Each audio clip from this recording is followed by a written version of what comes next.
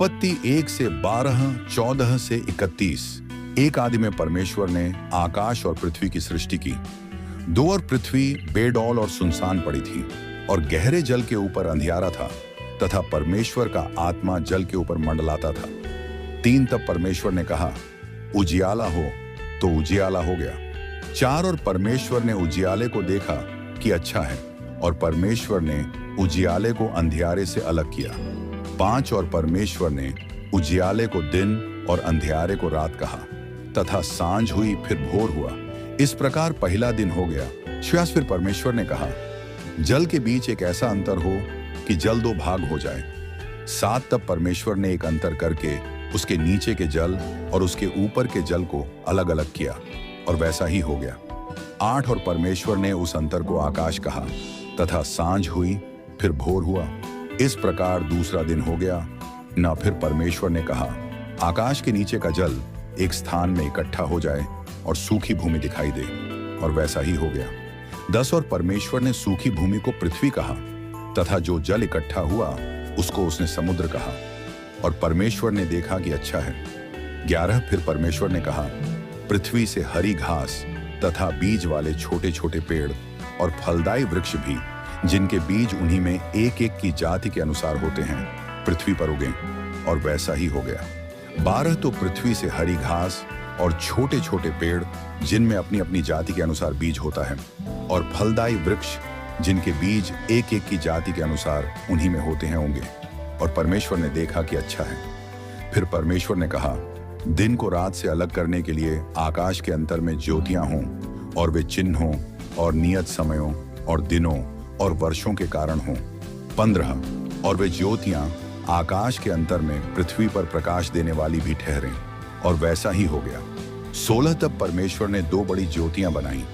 उनमें से बड़ी ज्योति को दिन पर प्रभुता करने के लिए और छोटी ज्योति को रात पर प्रभुता करने के लिए बनाया, और तारागण को भी बनाया। 17 परमेश्वर ने उनको आकाश के अंतर में इसलिए रखा कि वे पृथ्वी पर प्रकाश दें।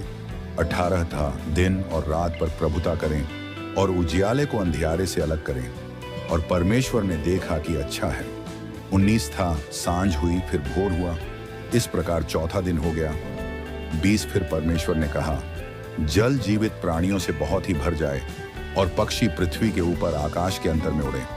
21 इसलिए परमेश्वर ने जाति जाति के बड़े बड़े जल जंतुओं की और उन सब जीवित प्राणियों की भी सृष्टि की, जो चलते फिरते हैं, जिनसे जल बहुत ही भर गया, और एक एक जाति के उड़ने वाले पक्षियों की भी सृष्टि की। और परमेश्वर ने देखा कि अच्छा है। और परमेश्वर ने यह कह के उनको आशीष दी कि फूलो फलो और समुद्र के जल में भर जाओ, और पक्षी पृथ्वी पर बढ़े। मैनी थड़ा सांझ हुई फिर भोर हुआ। इस प्रकार 5वां दिन हो गया। 6 ने फिर परमेश्वर ने कहा, पृथ्वी से एक एक जाति के जीवित प्राणी, अर्थात घरेलू पशु और रेंगने वाले जंतु, और पृथ्वी के वन पशु जाति जाति के अनुसार उत्पन्न हो, और वैसा ही हो गया। 25 परमेश्वर ने पृथ्वी के जाति जाति के वन पशुओं को और जाति जाति के घरेलू पशुओं को और जाति जाति के भूमि पर सब रेंगने वाले जंतुओं को बनाया, और परमेश्वर ने देखा कि अच्छा है। 26 फिर परमेश्वर ने कहा, हम मनुष्य को अपने स्वरूप के अनुसार अपनी समानता में बनाएं, और वे समुद्र की मछलियों और आकाश के पक्षियों और घरेलू पशुओं और सारी पृथ्वी पर और सब रेंगने वाले जंतुओं पर जो पृथ्वी पर रेंगते हैं अधिकार रखें। 27 तब परमेश्वर ने मनुष्य को अपने स्वरूप के अनुसार उत्पन्न किया। अपने ही स्वरूप के अनुसार परमेश्वर ने उसको उत्पन्न किया।